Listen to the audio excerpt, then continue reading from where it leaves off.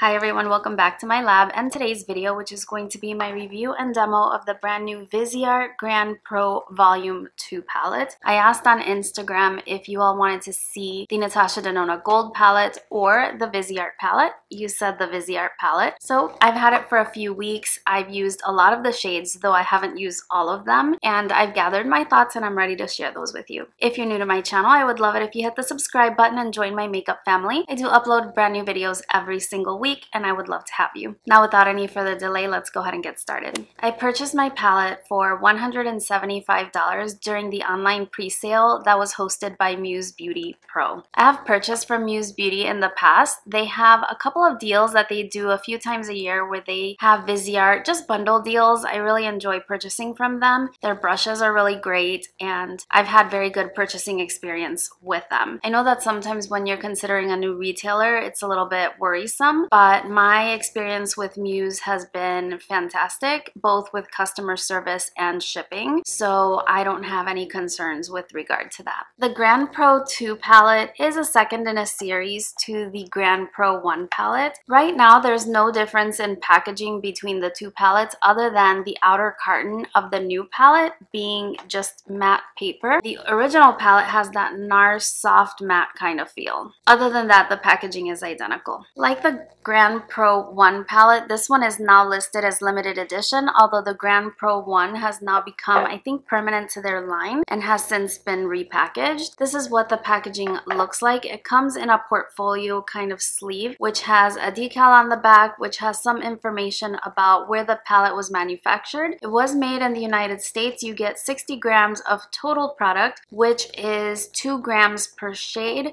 since you do have a total of 30 shadows in the palette. When you remove it from the sleeve, you have your typical Viseart packaging. The palette is numbered as they do for the first 3,000 units that are sold. I have number 164. The palette does have that fold-out portfolio kind of thing going. It does have a mirror inside. You can fold it up so that it props itself up. You have a protective plastic sheet covering the palette, and here are your shades. In the original palette, which I have number 1692, the shades were organized in rows horizontally where they were organized by undertones. So you would have similar undertones as you go across the palette. This palette is a little bit different. So when you look at the palette, this one is actually arranged by finish. It is an all shimmer palette as opposed to the all matte one, and the arrangement is in columns. Now, the individual pans are removable. They're magnetic there, and you can just slip them out and put them in your own customizable palette if you wish, or you can leave them as they are. Let's go ahead and go through the palette. I'm going to swatch everything with just dry finger swatches on bare skin so that you can see how the shades will look. Your first row is your crystalline highlighter finish. These are described as sheer satin coverage with a crystal finish, and I'm getting the information from the Muse Beauty website. Now, in my opinion, the second and third shades are very, very similar, and so I would have liked to have seen a slight difference in those. However, it could be because of my skin tone. They're very close to my skin tone, and so I don't see a difference. They also mentioned that these shades can be used as highlighting shades. In the next column, we have what they call prismatic metallics.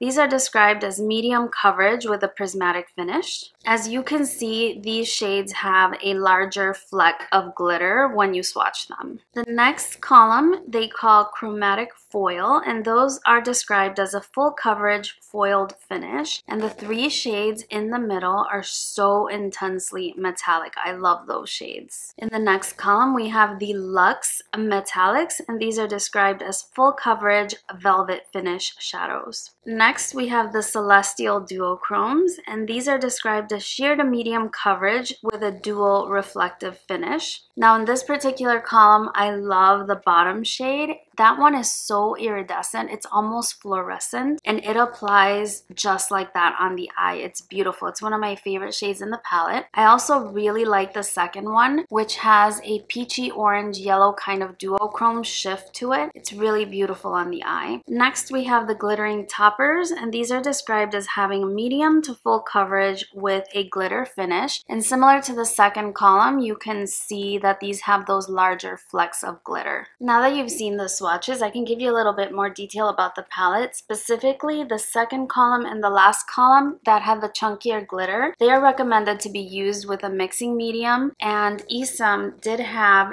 their own mixing medium. This is called the Esam Pro Mixing Medium that they included with the palette as part of the pre-sale. I think if you were to purchase the palette now, this may not be included. This is a product that they do carry on their website, and if I'm not mistaken, the price was $24.95. When using the mixing medium, they recommend that you dampen your brush with it and then go into the shadow, or use the shadow and then dip into a little bit of the mixing medium, but to never pour this directly into the shadows because then they would get hard pan and be spoiled. I've experimented quite a bit with their mixing medium, and I found that I actually really enjoy it. Even besides just the second and last column, I really like it with all the shades. It intensifies the metallic finish and it allows it to adhere to my eye a little bit better. I do have hooded eyes, and when I use metallic shades, I usually will use a glitter glue or something like that, but I found that when using the mixing medium, I don't have any problem with transfer or creasing or even cracking of the metallic shade on my hooded eyes, and I love that. So in general, Viseart has never really been known for their metallic shades because their metallic shades are more of a subtle shimmer finish, which is appropriate for bridal makeup artistry or videography or filmography, and that's what they're known for. But these metallics are not those. These are entirely different. I would say that the first column, they are a lot more sheer and they don't carry a lot of base pigment within them, even though you can see the different undertones, but the rest of the shadows do have an intense metallic character to them. In particular, the two center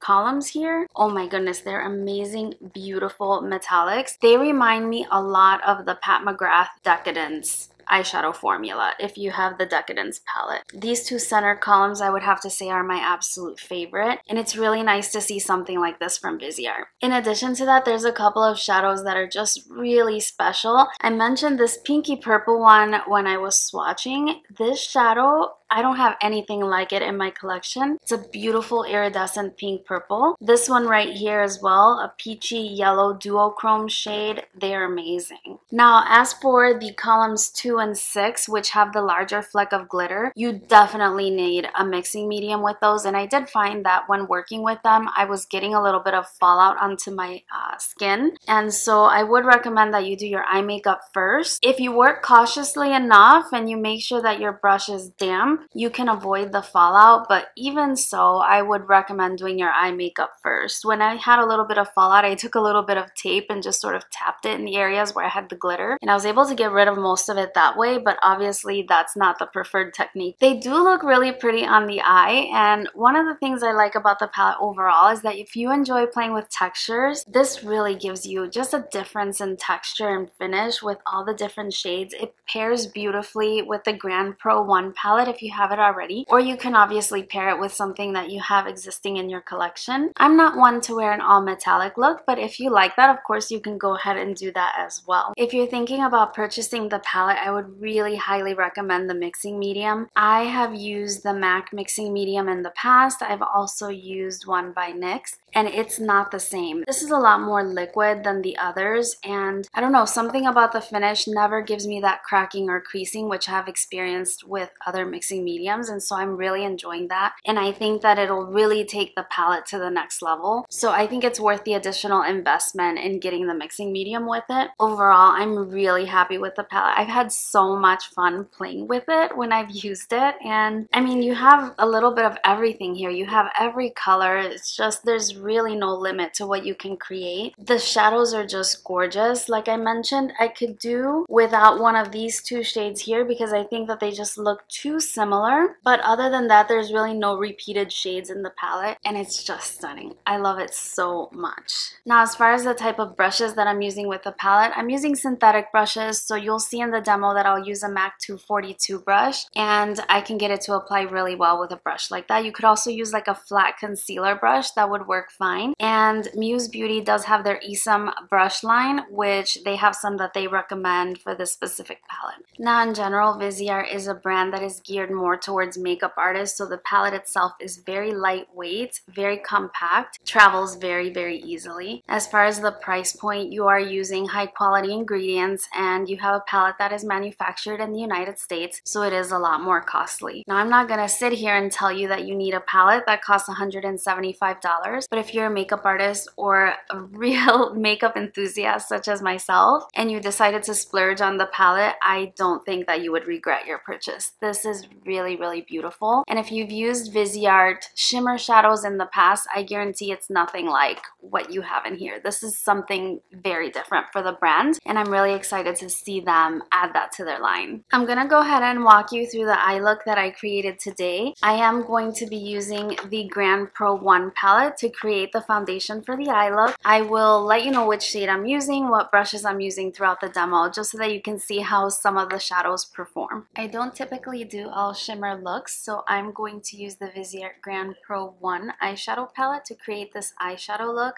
along with the Viseart Grande Pro 2.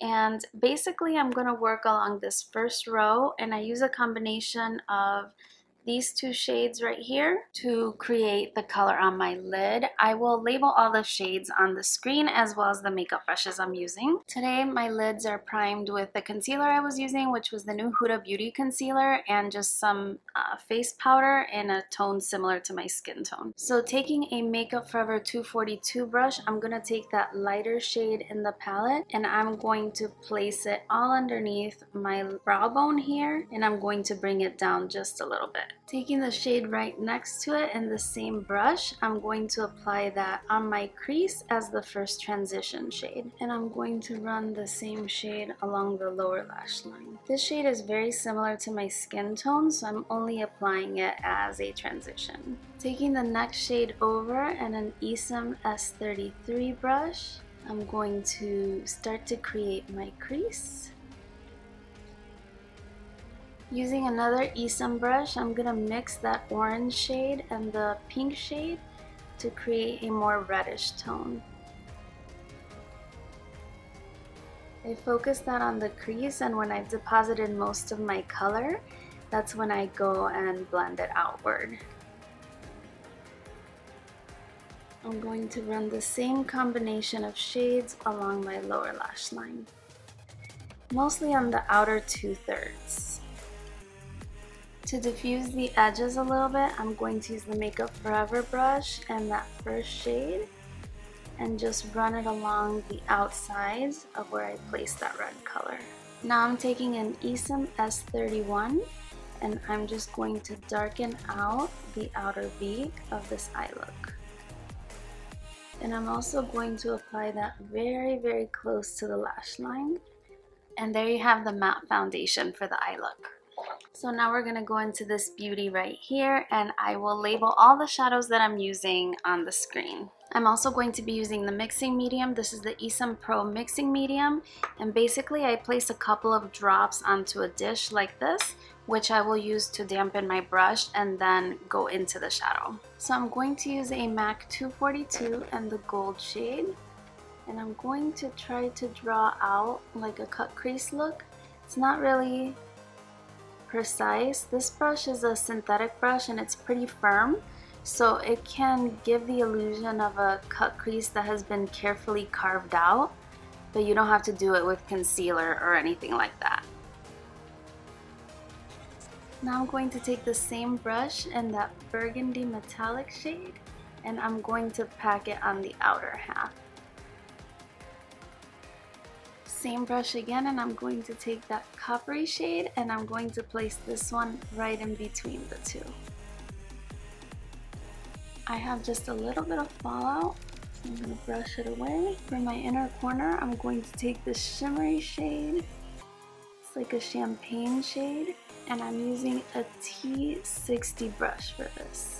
I'm also going to lightly apply that shade along my brow bone. This is your finished look. I'm going to finish it off with lashes, liner, and mascara, and I will be right back. This is your look with all the finishing touches applied, and if you're interested, today's lippy is from YSL. This is one of the creamy lip stains, and I have mine in the shade 407. Hopefully you enjoyed seeing the demo and seeing how the different shadows performed. I do have a previous video in which I reviewed Smith Cosmetics brushes. I was wearing the Viseart Grande Pro 2 palette in that video as well. I'll insert a little clip of the eye makeup look, but you can definitely refer back to that video if you want to see some of the other shades. I created a more purple look in that video. So just in summary, I'm really happy I have the palette. I think it's beautiful. I'm so excited to have it in my collection. I know that people were a little bit curious about Viseart creating more metallic shades, but I think that they really have a great formula with a lot of their different finishes. Again, my favorites are the columns on the inside of the palette, but overall they're all really lovely, and even the highlighter shades, they work really well for brow bone or inner corner like I'm wearing today. Also, if you're interested, I never did a full review on the Viseart Grande Pro 1 palette, but I do think that it also is worth the money. These mattes are very pigmented. They're more of a dry formula, so it's not a formula that feels creamy to the touch, but when you apply it, it is so smoothing on the eye. So if you have more mature or crepey lids like I do, these mattes look beautiful, and the shimmers don't really emphasize that. And if you use a mixing medium like this, it really is a smooth finish and it's really beautiful look. So I do recommend this palette. They're carrying this one at Sephora now in different packaging, which the price has been reduced to I believe $150 over the $175 that I paid originally in the special limited edition packaging. So I do recommend that one if you are interested in the matte formula. Now the Grande Pro 1 is very neutral in tone for the most part, except for those sort of pops of color shades, but I think that this would also pair really beautifully if you have the Viseart Dark Mattes palette or even the Editorial Brights. I think you can make some beautiful colorful looks